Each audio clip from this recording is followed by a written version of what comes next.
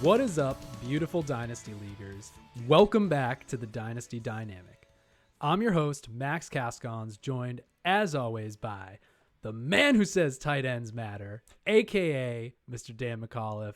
Dan, how you doing, buddy? Max, I'm doing pretty good, but you know what? I think I would be a little bit better if we could get our boy N'Keal Harry a trade, because apparently that's what he's looking for right now. So as a Pats guy, we hope we get something for him, and as a fantasy world, you hope he goes somewhere where he's actually going to matter, but jury's still out on that one. Breaking news on the Dynasty Dynamic. N'Keal Harry, mark it down, July 6th, N'Keal Harry The day requesting the a world changed. trade. People forget, that it wasn't that long ago. I remember going into rookie drafts, people talking about him and A.J. Brown, and they had them interchangeably as the 1A and 1B. Yeah. Oh, what a simpler time back then, right? It's crazy. He had a great profile coming out. Great absolutely. athlete, early breakout. It just first round draft capital, obviously. It's crazy that sometimes these guys don't fire for one reason or another. It is crazy for sure. I remember being pretty darn stoked when we found out that we took him, giving Brady another weapon in his latter parts of the years, but how times have changed. So you know what? We wish Mr. N'Keal Harry the best of luck. Maybe he finds some greener pastures elsewhere and hopefully gives us maybe a little something as the Patriots start to rebuild some capital there. So we'll see. We will see. So let's keep on the first round pick train. And tonight I want to kick it off with a quarterback who was a first round pick. He was actually the 101 a long time ago. Oh, baby. Dan, let's talk a little bit about the man who's got a new home under Mr. Sean McVay. Let's talk about Matt Stafford. Let's kick it off tonight with him. Matthew Stafford. So, he's been someone that has been really fun to watch over his career thus far. And you've seen him show up in plenty of circumstances. He's been a QB1 6 times in his career. It was actually surprising. Max and I were kind of looking up too, and it's like we thought it would have even been more, because I think we've always just been impressed with the type of quarterback he's been. And if you look back in 2020, he was 12th in passing yards and 12th in passing touchdowns. So he's starting to get a little bit of that magic back. And he wasn't doing it with like absolute kind of star talent. We love Kenny Golladay, Marvin Jones as well, TJ Hawkinson. But to be able to kind of pull that together after his struggle in 2019, it's pretty nice to be able to see him kind of go back into that form. But it's certainly not the form that we've seen as his total kind of top echelon, right? And we're talking 2011, which was his best passing season, 5,000 plus yards, 41 touchdowns, and only 16 interceptions. Fantastic year to be able to put together. Of course, he did it on the back of having Calvin Johnson with 1,700 receiving yards. You had Brendan Pettigrew with over 700 yards, and then Nate Burleson with over 700 as well. So he had definitely a supporting cast to be able to make it happen. But if you're the QB at the helm, you're the one that's really making all of those dreams come true. And honestly, Calvin Johnson with that stud right there, he made a name for himself. Max, what are your kind of thoughts there?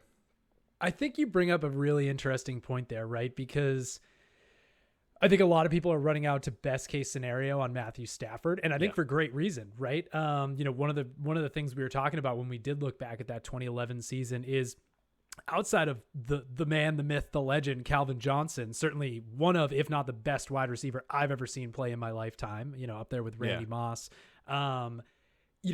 It was basically Calvin Johnson and, a bunch of fill-ins for a long time. No offense to Nate Burleson, who had a great career and is maybe even a better broadcaster these days. Fair.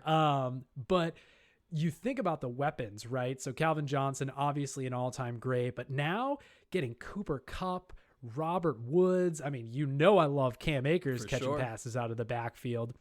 That along with the Sean McVay effect, which since he's taken the team reins from the Jeff Fisher 8-8 perennial 8-8 era, a lot of things he's touched has turned to gold. So I think it's funny to look back at, okay, we're talking 10 years ago. That's really so far Matthew Stafford's ceiling. We've seen him with that 5,000 yard season.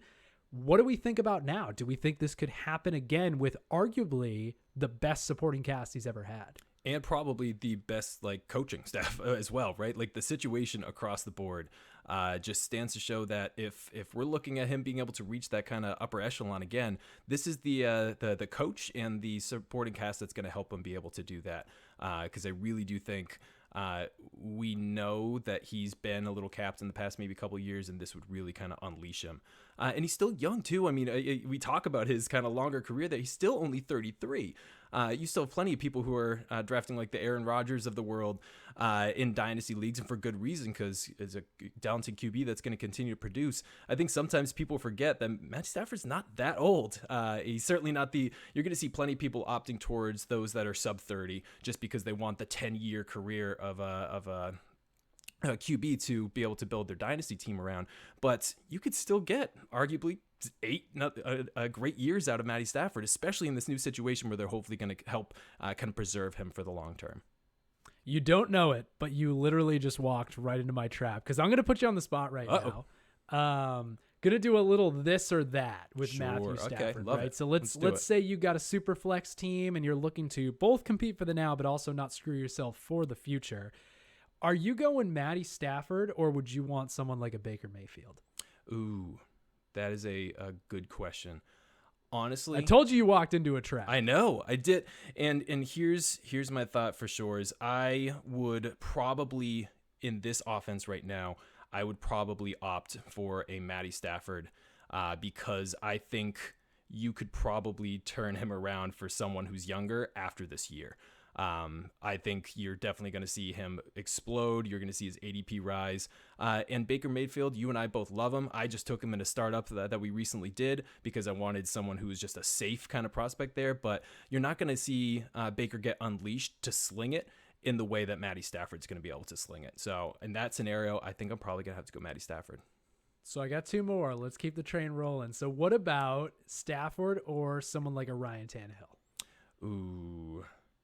Very close in age. Very close in recent production. Tannehill actually probably with the edge there. You know what? I'm going to have to go Ryan Tannehill here because of what I've seen in terms of the like efficiency metrics. I think that there's some metrics where literally Ryan Tannehill is first or second in so many different efficiency metrics, higher than Lamar Jackson, Pat Mahomes, any other QB that you're drafting in the top 5. At some point, it's kind of wild that like people still ding him for like his past performance with the Dolphins, and it's unfair now. Let's take a 2-year sample size and look at what he's done, and it's absolutely impressive. And given the fact that they're the same age, I think I'm going to go with the guy that I know has done it most recently, with arguably probably even a trimmer cast on the receiving side than Stafford had in some of his past. So let's do one more, Stafford or Tua.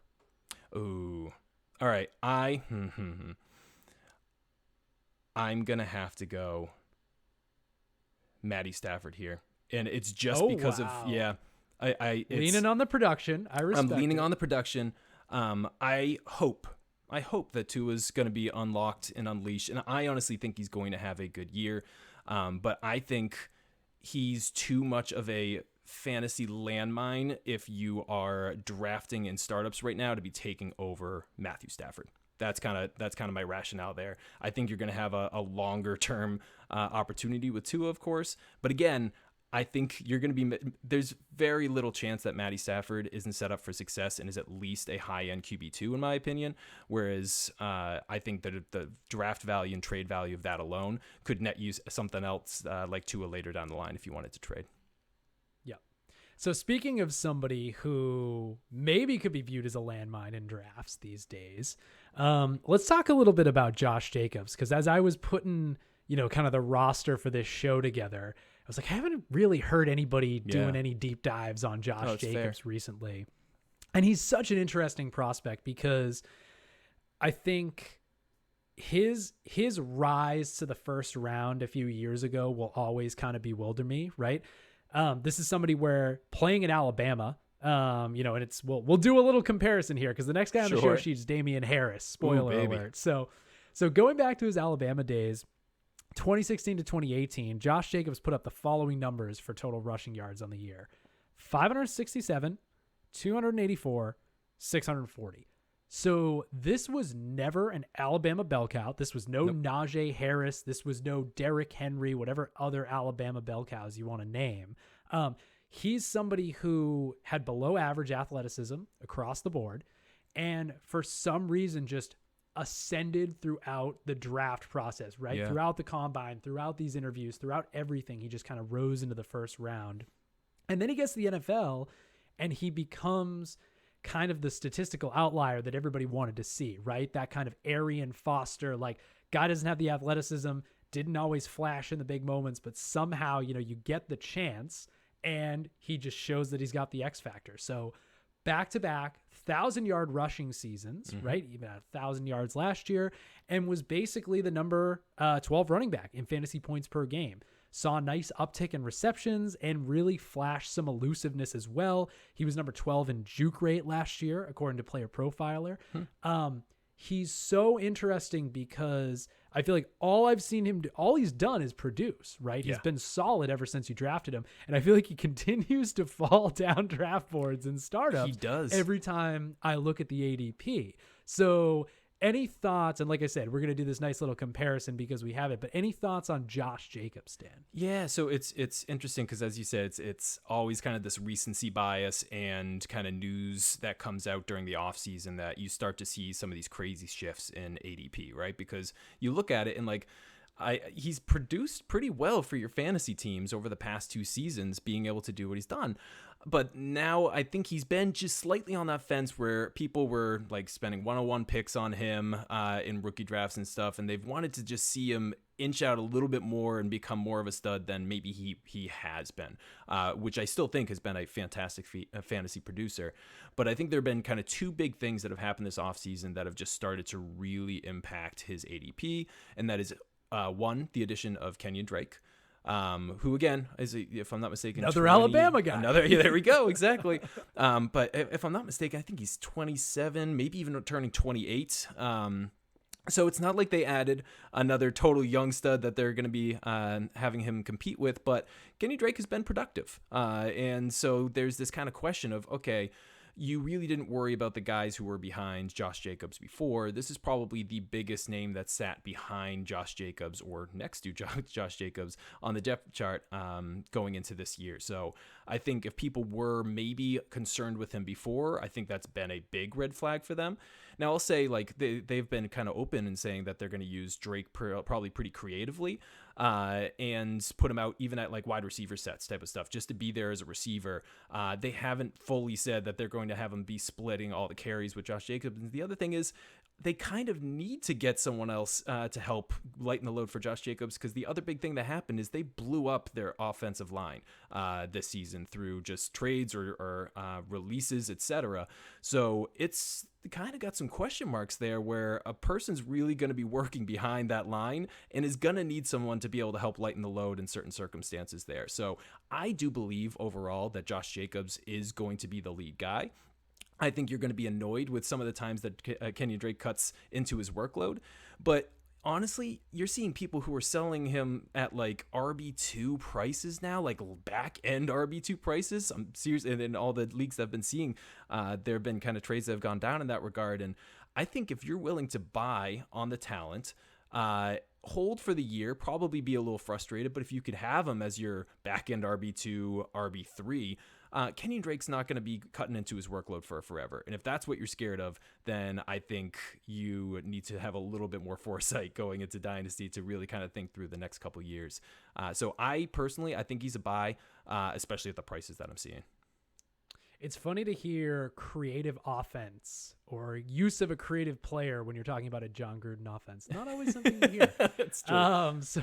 So we kicked off the show with a Patriots player in N'Keal Harry's trade request. Let's bring it back and talk about another Patriots player, and that's Damien Harris, right? So yeah.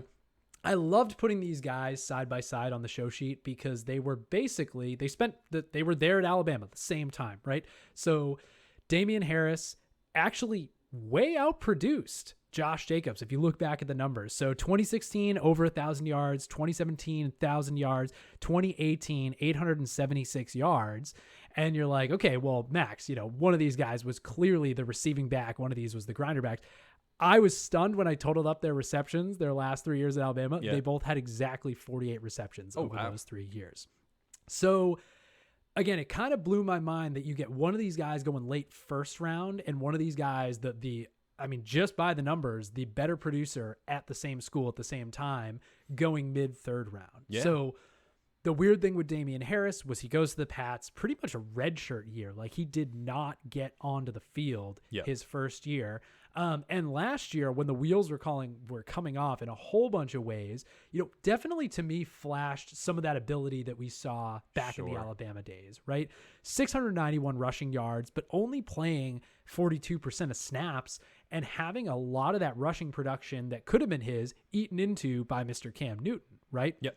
So this is a player that was number 6 in true yards per carry, number 8 in juke rate last year. So making people miss, making it count when he's getting the rock. And the Pats were number 2 in stack front carry rate. So they were seeing heavy fronts almost half the time. I feel like I already know your answer to this, Dan, because it's a Belichick backfield. But I feel like if, at the right cost, I feel like Damien Harris has immense upside, right? And we don't know. We don't know when we're going to see Mac Jones. It could be week 1. It could be week 5. It could be week 12. It could be 2022. I just feel like right now he's one of those people that's on, whether you're taking him in a startup or trying to talk to somebody about him in trade, he's not being like crazy valued, but people are, aware of the potential. What do you feel about Damien Harris right now? I think you said it perfectly, whereas I'm typically one to avoid a Patriots backfield because we know how that offense is typically run unless we're considering the cost. And I think in this scenario, we're seeing that he is going typically at the like RB3 range.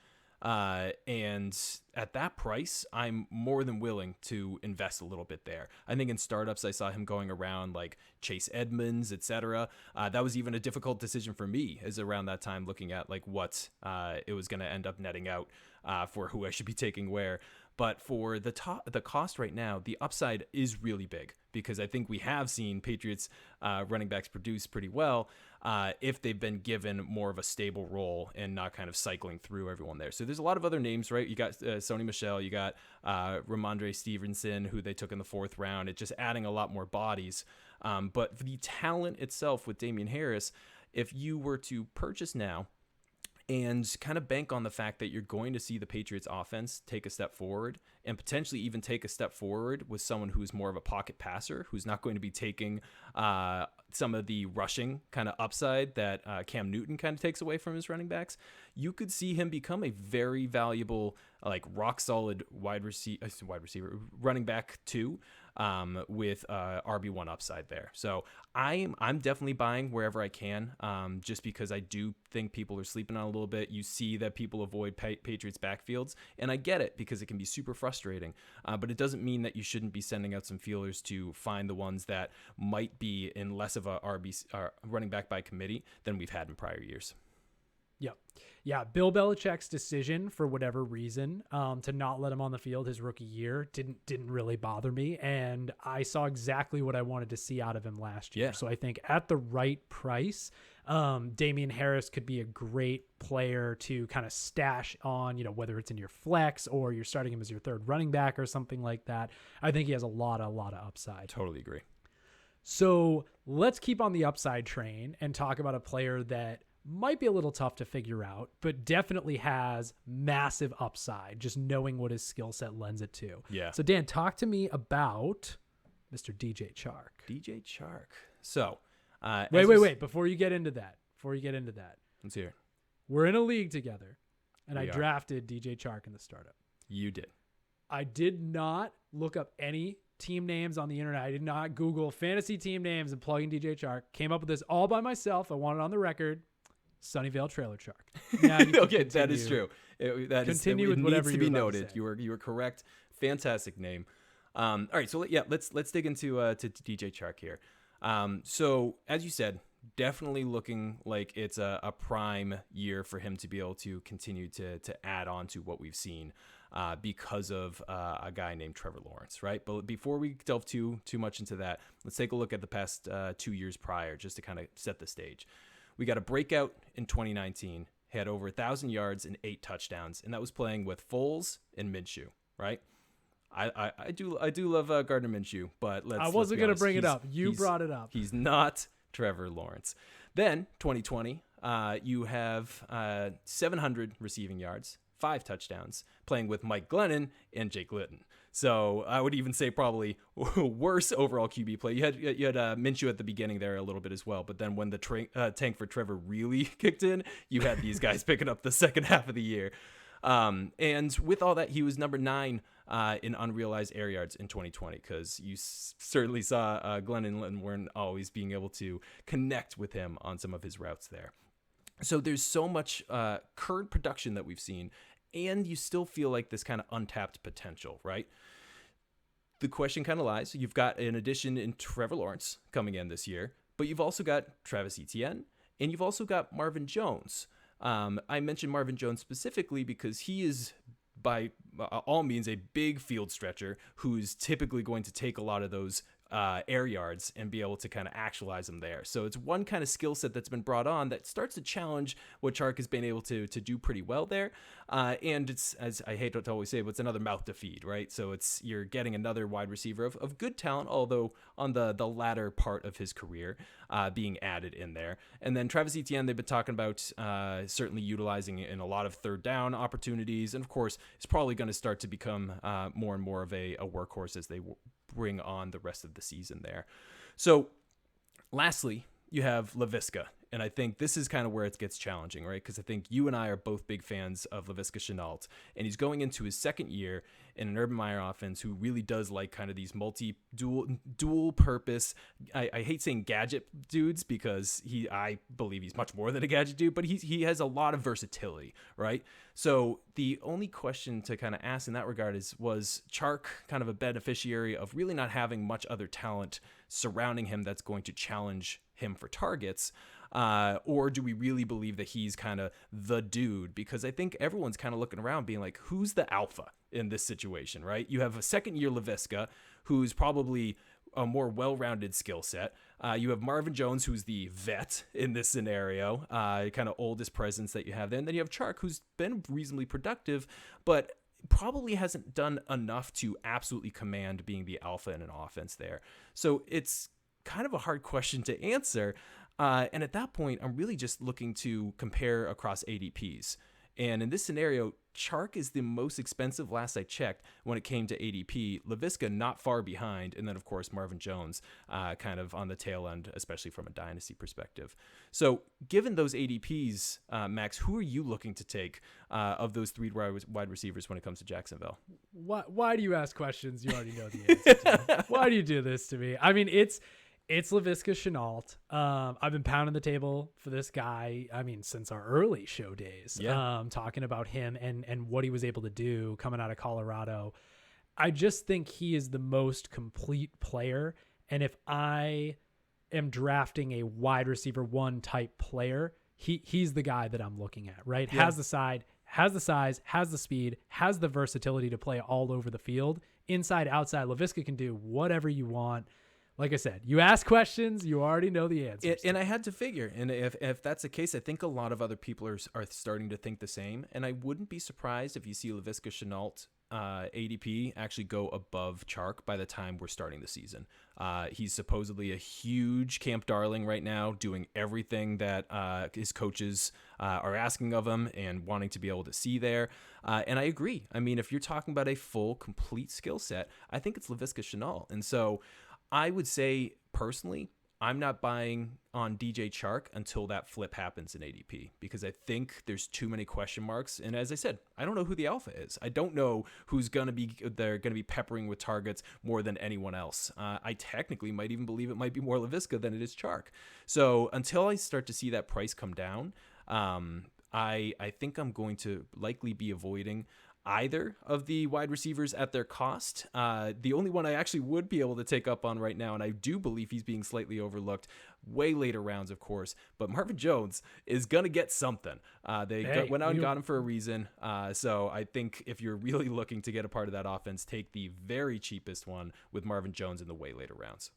We will talk about Marvin Jones again in a second, so you hold that thought. But to quickly play devil's advocate for both of us, I think the one thing Chark really has going for him is that deep speed. And he was number 14 in deep targets in 2019, that breakout year. Yeah. And he was number 5 in the league in deep targets last year. So if you want to talk about the potential to score some long touchdowns and catch some long bombs and really like spike his yearly average and outproduce these guys, I think that would be the path for Chark. It's true. And he has been doing it in the past, but now with Marvin Jones there, it brings in that question mark of, is he going to get as many of those long shots as he was previously there? So just adds to that kind of mystique. You know he's able to capitalize on some of the opportunity when he's given it. It just seems like this year, with the talent added, it might be a little harder for him to be able to have as many opportunities as he had prior. But we shall see. All right, we got one player left. I would love to get another sub 30-minute show. All right. We did it last time. See if we can do it this time. Talk to me about the Kyle Pitts before Kyle Pitts, the guy who was the 108, Dan. It wasn't that long ago. He went 108 in the NFL draft. Talk to me about TJ Hawkinson. TJ Hawkinson, as you said, again, it's the what have you done for me now, recency bias, etc. We got Kyle Pitts. He's going to be great. But we were all about TJ Hawkinson when he was coming out. Some of us still are. So exactly, and some of us still are. Dude, the guy's a beast, and you've just kind of been waiting for him to be able to be utilized properly, and it's hard because you look at it, and the offense has definitely changed recently in terms of the total Lions offense. You've seen people who have exited. You've got Kenny Golladay who has exited, Marvin Jones as well, Matty Stafford as well, so now working with Jared Goff. But let's take a quick look at his prior stats, and then I'm going to tell you a reason why I think you should be excited about TJ Hawkinson going forward. 2020, he was third in receiving yards with 723, and he was also fourth in YAC. So he's an absolute beast when you actually get him the ball. He's going to work wonders for you. And no Lions receiver had over 1,000 yards in 2020. So him having that amount of yards to begin with is like... It was Marvin Jones. Marvin Jones led the team. Marvin Jones led the team. So again, that's why I'm saying I love me some Marvin Jones, and he's going to do work if you give him the ball. But as mentioning, of course, yeah, the offense as a whole it's going through a flux here for sure. I hate using the term vacated targets all the time because you have a lot of people who get slid into who are not great players being like, oh, just because people left, now they're going to get targets. No, you earn targets. You are going to get the targets if you are talented and playing well. And of course, I think TJ Hawkinson is a very good talent who now is the best receiver on his team going into this next year. So just to kind of put that in perspective, 2020, he was 5th in tight end targets. So I can only anticipate this going up. I think he seriously could rival the number 1 spot now because at least on other teams where the tight end is a valuable player, you got Kittle, you got Kelsey, etc., they at least have other wide receiver talent around them that helps kind of balance out those targets. Hawk might literally lead the league in targets this year, which is just crazy. And especially, I believe it's going to happen because Jared Goff is probably going to be really great for Hawk, and I'm going to tell you why. First, he's a non-mobile quarterback. He really doesn't scramble too much, so it's a lot of short and mid-range targets that you're going to see going Hawk's way. So just continuing to hit him. He's going to be a safety blanket that he's able to hit kind of early and often. And it's not just because there's going to be those mid-range targets in general. Goff targeted the tight end 22% of the time over the last 2 seasons. That's 10th highest rate in since 2019. So you clearly know he's going to be looking to his tight end in those regards. And Goff also ranked 5th in passing yards and 5th in total attempts to tight ends. Like, that is an opportunity to be able to see Hawk finally take that jump into this kind of next level of just like, with tight ends, all you want to be able to get is predictable targets and a good volume of targets. And I think he's going to have those in spades. We already blew the 30-minute show, Dan. We were so close, but this is you got me fired up about Hawk. I get to jam in the stuff that I wanted to jam in. So I feel like I've taken a few shots at Kyle Pitts on this show already. Yep. And I don't hate Kyle Pitts. I hate the cost of Kyle Pitts. I was in a rookie draft 2 weeks ago where Kyle Pitts in a Superflex tight end premium went at the 103.